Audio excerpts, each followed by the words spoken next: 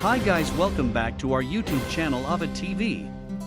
20 tips for great job interviews. 1. Research the industry and company.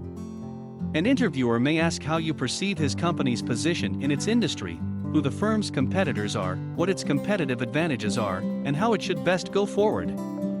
For this reason, avoid trying to thoroughly research a dozen different industries. Focus your job search on just a few industries instead. 2. Clarify your selling points and the reasons you want the job.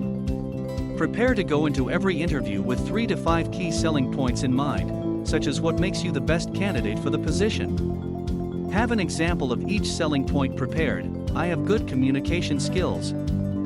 3. Anticipate the interviewer's concerns and reservations. There are always more candidates for positions than there are openings. So interviewers look for ways to screen people out.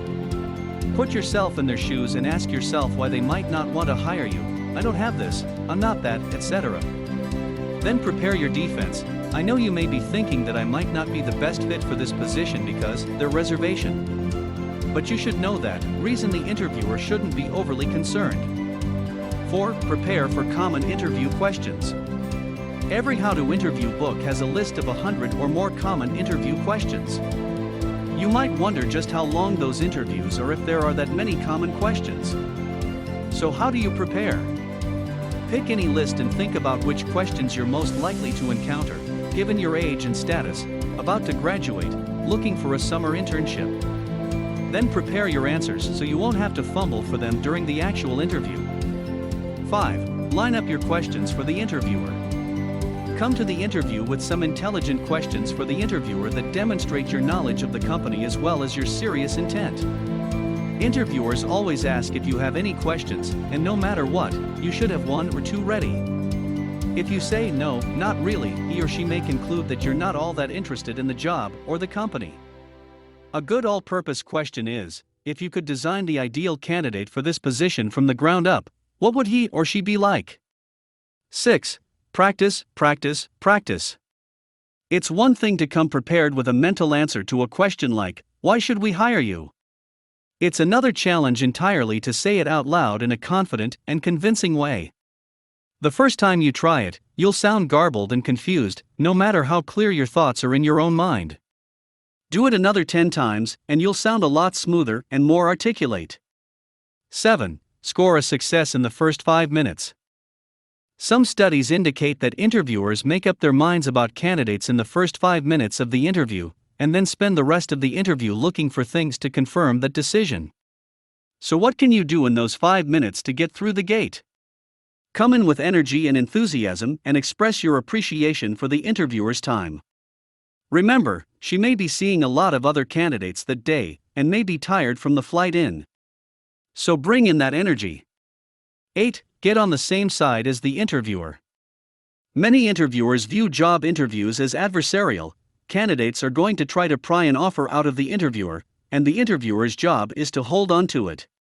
Your job is to transform this tug of war into a relationship in which you're both on the same side. You could say something as simple as, I'm happy to have the chance to learn more about your company, and to let you learn more about me, so we can see if this is going to be a good match or not. I always think that the worst thing that can happen is to be hired into a job that's wrong for you, then nobody's happy. 9. Make your selling points clear. If a tree falls in the forest and no one is there to hear it, did it make a sound? More important, if you communicate your selling points during a job interview and the interviewer doesn't get it, did you score? On this question, the answer is clear, no. So don't bury your selling points in long-winded stories. Instead, tell the interviewer what your selling point is first, then give the example. 10. Think positive.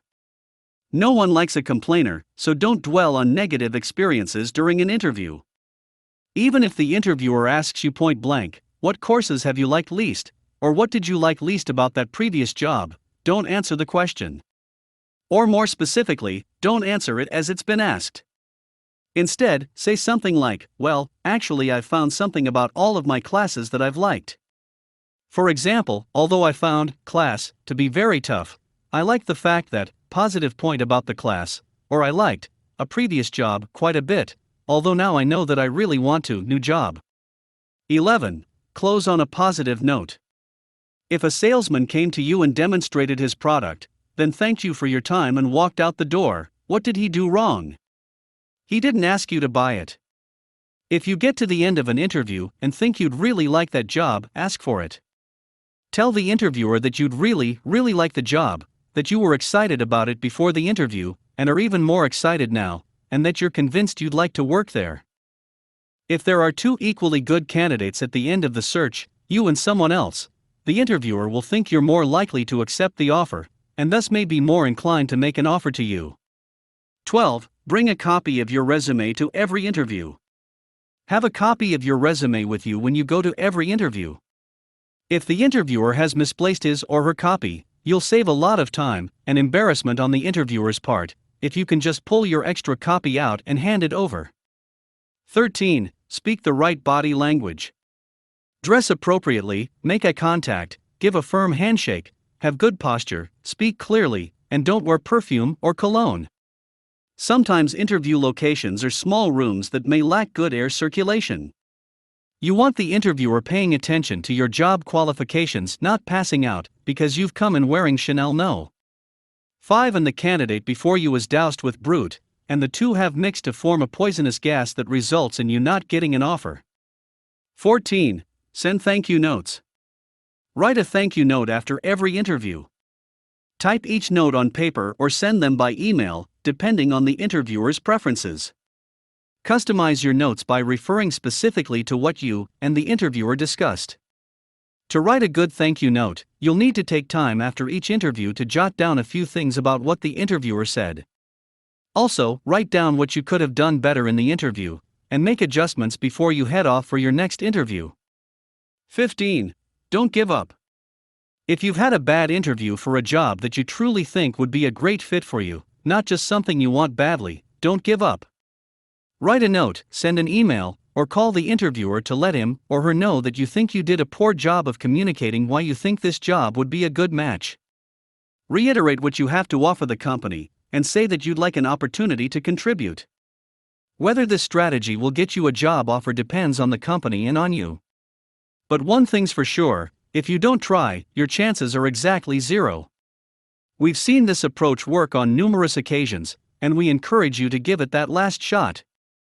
Don't give up, always go for it. Thanks for watching. Stay safe.